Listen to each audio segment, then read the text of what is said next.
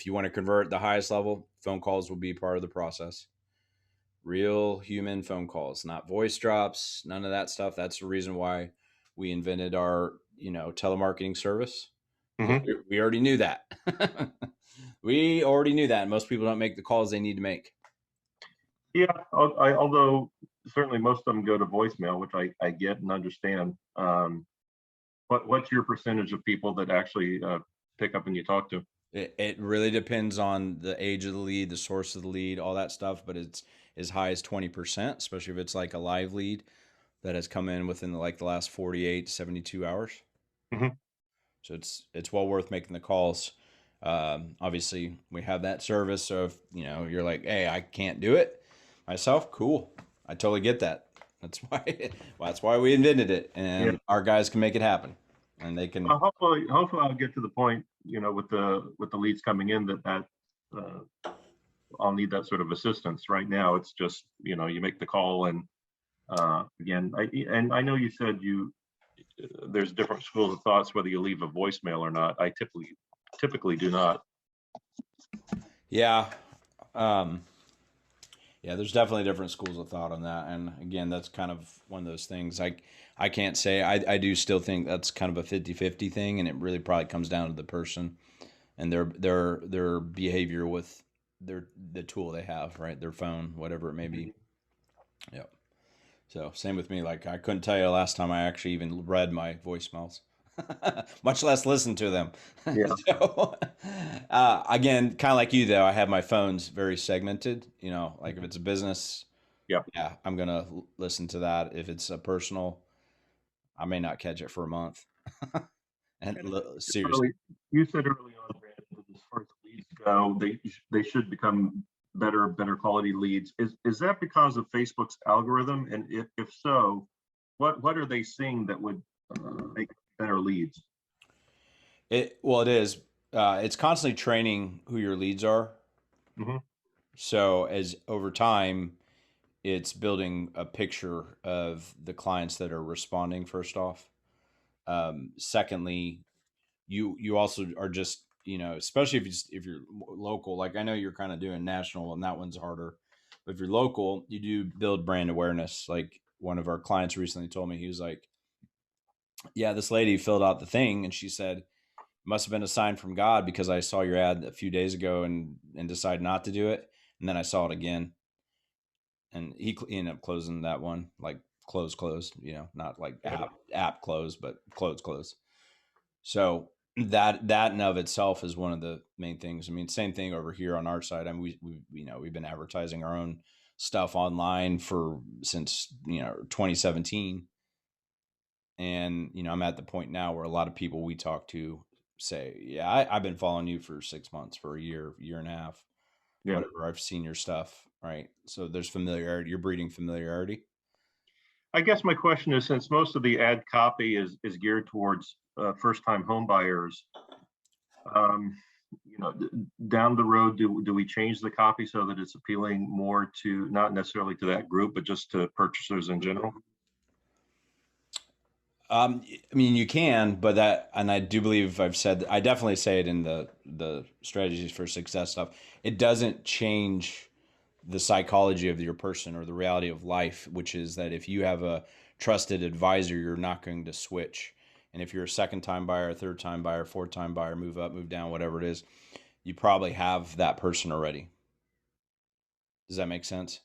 It does, although I think I've heard statistics, and I'll have to find it to make sure that you're not necessarily married to your real estate agent. My brother's a real estate agent, and I think he finds the same sort of thing where unless you're top of mind, unless they do a good job of I agree.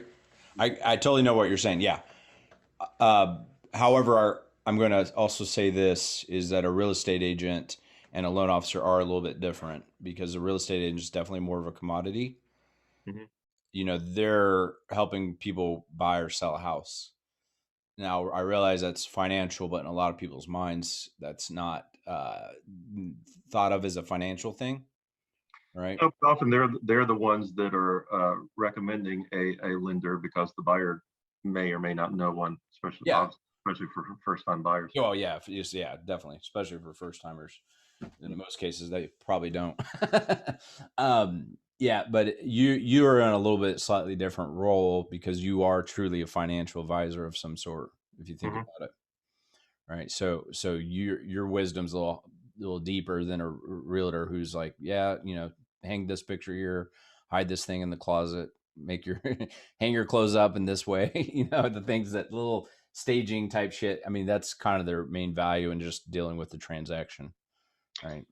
So in general, with if sticking with the program, sticking with the ad, um, these ads and so forth, what do you find over, say, a 6 month period? Just the not only the quality but also the number of leads go up, or what's the typical sort of curve?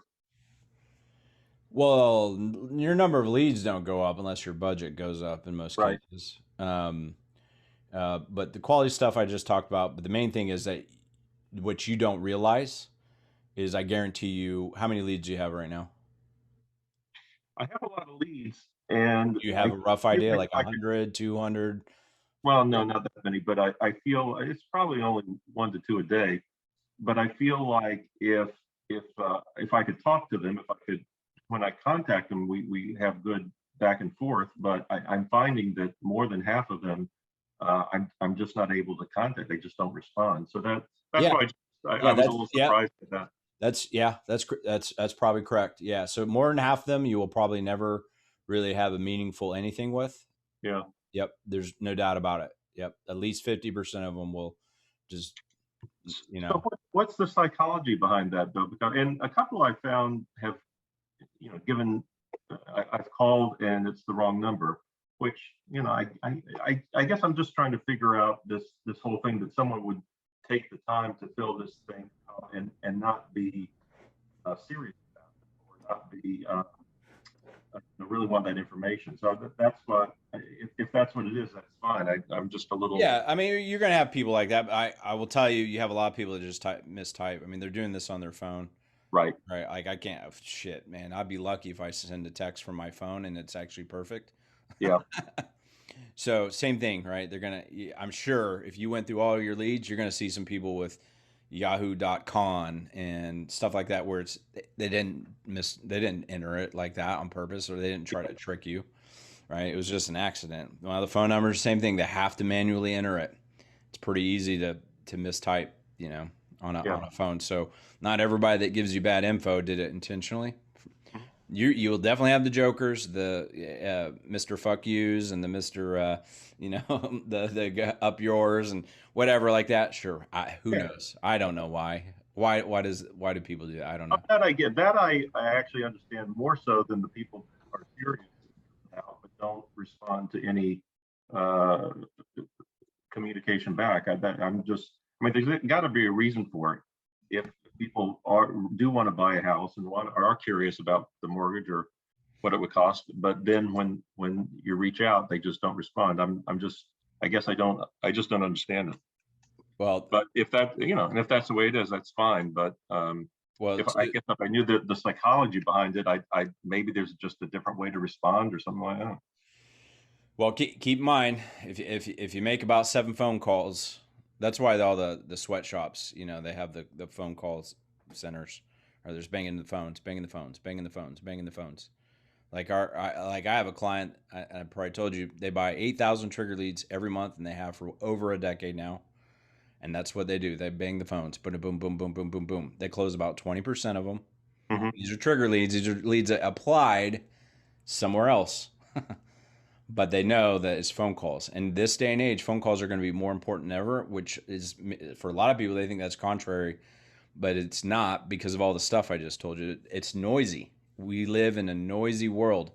Like I said, I have at least 8 texts that are completely automated, and I know that for sure when I look at this. And I bet if I scroll to my next section, I probably have even more. I do. Yep. And you don't respond to them though. Well, these ones aren't intended for responses.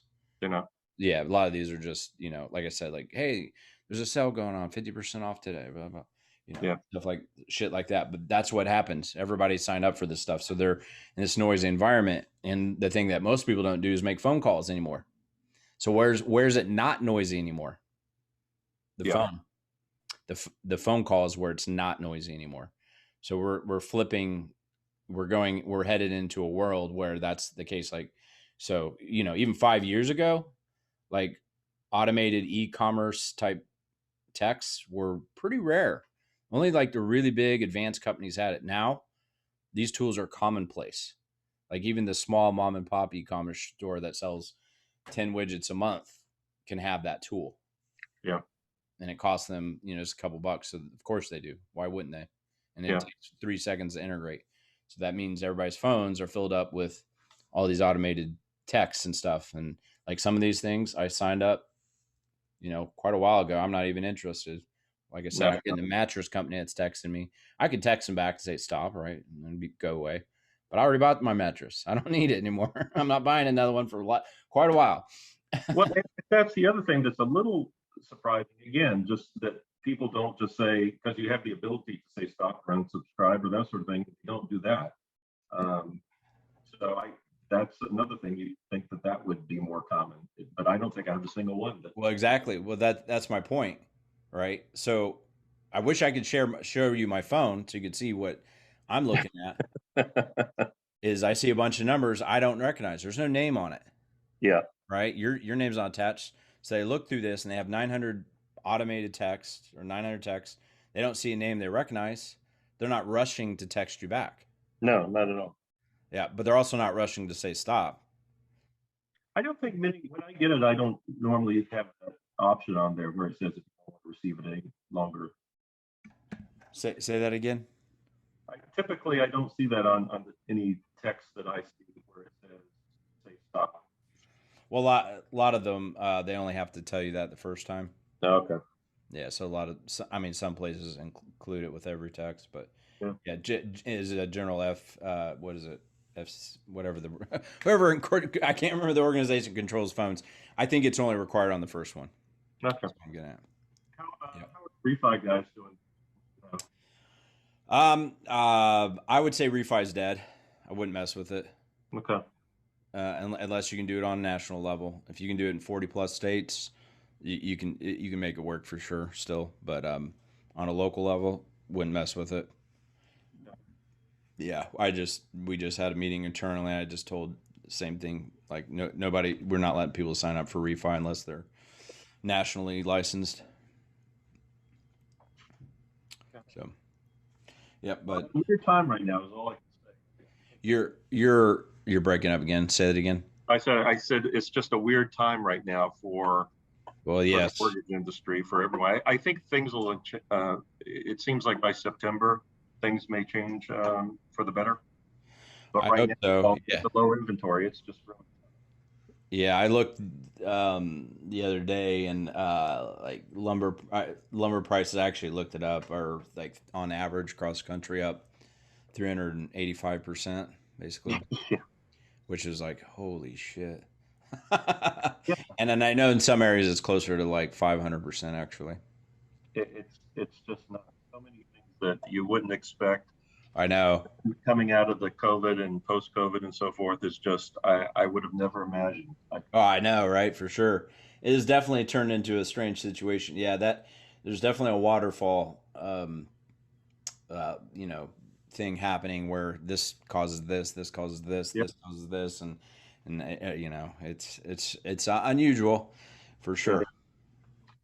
Well, anything thanks for letting me know about refi, because I'm just trying to figure out what to concentrate on. We'll obviously continue doing this, but I'm just trying, being new in the business.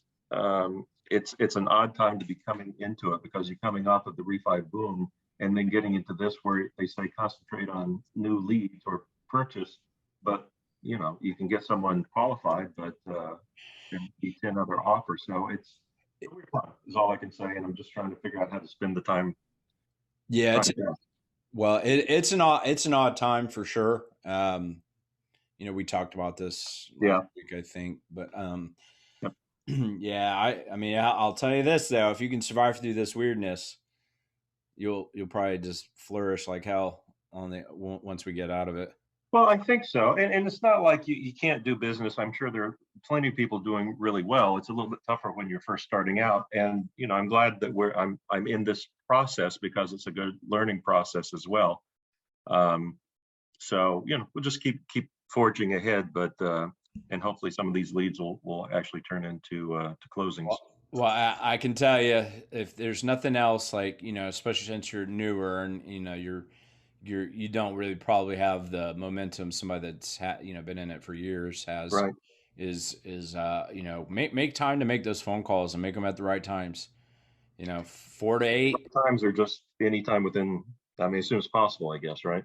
Well, yeah, yeah. I mean, that's fine, but 4 to 8, Tuesday through Thursday is your ideal, and 10 to 2 Saturday, 10 a.m. Just to be clear, and the time zone of the person that you're calling. Say that again. 4 to 8 Tuesday through what? Thursday's statistically your best day, period, and then your second best day is Wednesday, same time. Actually, I should say is a tie between Wednesday and Saturday morning, and then Tuesday is your third best day. Monday and Fridays.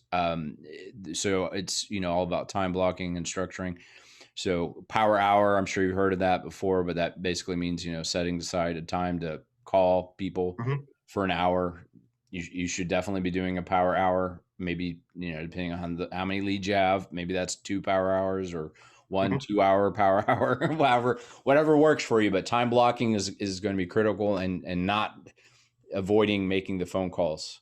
Not avoiding making the phone calls. You got to make those phone calls. Make those phone calls. You're going to see a big, big difference. Every single time when I see people not making the calls, and I say, "Hey, give this a shot. Make the calls." They always see. Same thing. There's a reason I get on my salespeople every single week. Are you making calls? Oh no, I sent them an email. Well, shit, don't do that. Don't do that. It's Yep. the call. It's the phone. It's the phone is where it's at. What hours did you say on Saturday, Sunday? 10 to 2. It's morning before people get out and start shopping and hanging out with family members and stuff like that. Yep. Yep. Well, Over. I'll try because I've been kind of lax on that. Kind of waiting for people to respond, but I guess Yep. just make a Well, call. yeah, and it's more important you do those time blocks that I'm talking about than worrying about calling a person within 24 hours. If you had to choose between one and the other, do the time block, not the worry about calling them within Okay, 24 that's hours. good to know. Interesting. So 4 to 8 Tuesday through Yeah. Thursday, 10 to Well, 2 Saturday, Sunday. I mean, it should, you can't, it's not shocking. Most people work somewhere in that 8 to 5 range, right? Some people don't. I get it. And you're going to have those. And so once in a while, it makes sense to have, like a once or maybe twice a month, have a, you know, midday morning kind of thing. So you can catch those second shifter people. Hmm. Well, you're collecting the information. If you see it says nurse or something like that, or firefighter or whatever, that those are the people that are obviously going to be more likely to have a second or third shift type job. Hmm. So, maybe mark those people and call those people. Try them on the oddball times. But bulk of our population, we work 8 to 5 ish.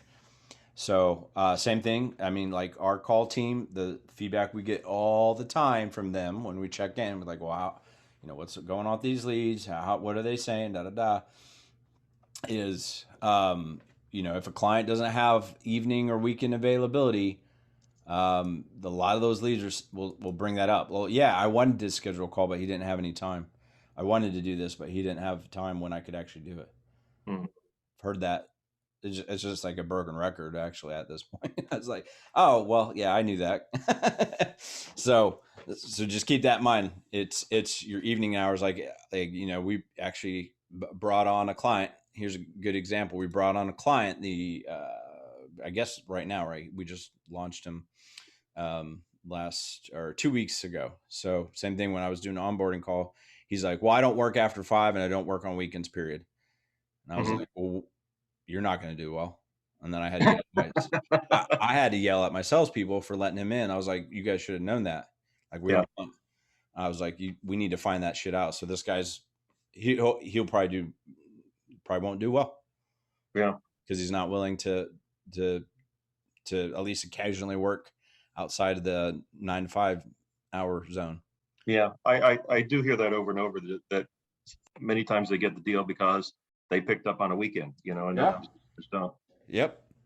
Well, what with the calls, if it just constantly goes to voicemail, do you just keep trying and until you get a live person? Yeah, for Yeah. sure. Because when you call, you don't know for sure if they're available, right? Yeah. Yeah, just keep calling, keep calling, keep calling. Eventually, I mean, I'll say same behavior I have is like if I get the same call over and over again from the same number, a lot of times I will eventually pick up.